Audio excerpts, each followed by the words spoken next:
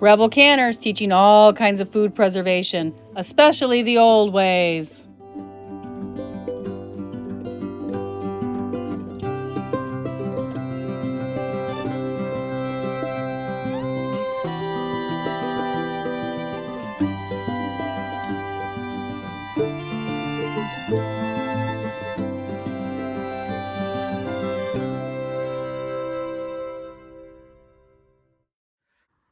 So I made a swarm trap.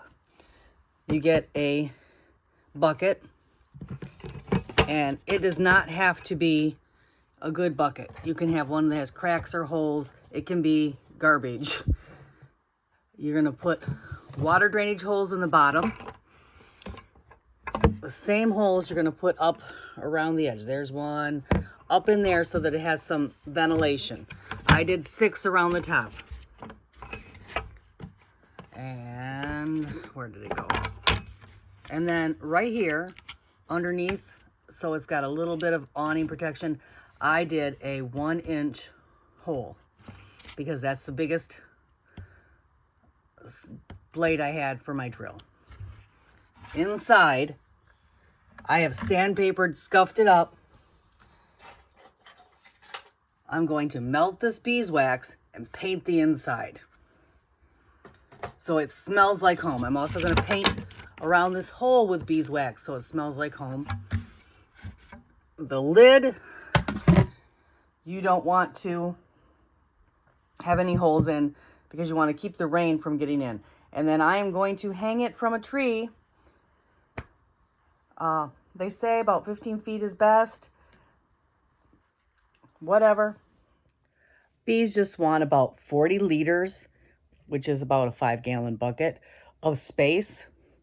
They need something that smells like home to attract them. I'm also going to use some lemongrass oil to help attract them in, but very little, just a little drop on a cotton ball and stick in there. I'm going to hang this up in a tree and see if we can't catch a swarm. But I wanted to do this because my friend Ravanth in Star Homestead, India, was saying how he wished he could do a sorry about the lights in here. Light bulb is going out.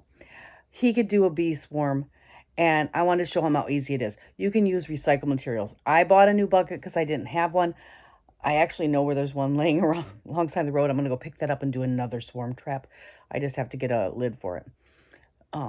Old bucket, as long as it hasn't had any pesticides or things that will kill bees in it, you can use it. We get vinegar-filled buckets from Firehouse Subs for really cheap, and you could even use those. I use those to store food in the basement a lot. But it doesn't have to be food grade, and it doesn't have to be anything special. It just needs to be at least 40 liters or 5 gallons. And so I'm going to hang this up. I'll show you that too in this video. But literally, if you have a drill bit with one of those, bits and a little drill bit and a drill, you can make it out of a 5-gallon bucket. If you had to use a knife, you could even use a knife. It'd just be harder. And it doesn't have to be a round hole. They're not that picky. They just want space.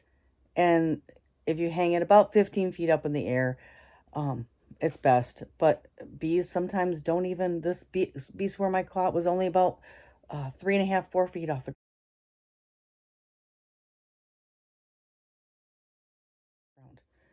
ground. So, they don't need anything fancy.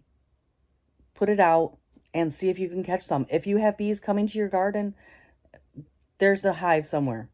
There's a tree of bees or a bee farmer that has a hive somewhere, and you can catch a swarm from those.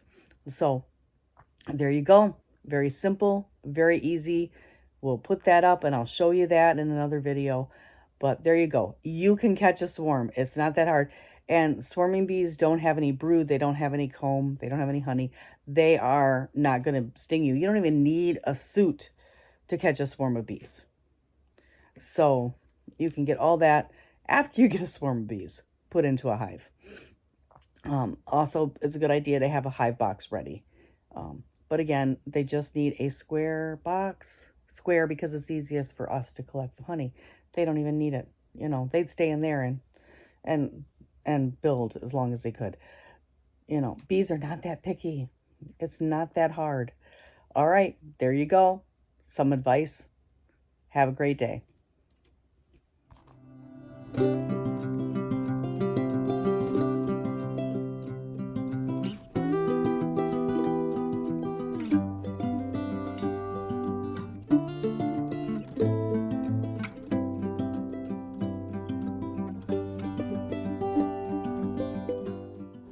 Thanks for watching. Have a great day, Rebel Canners.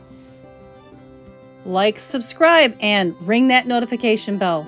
Many more episodes in our gardening series and our canning series, as well as wild foraging to come.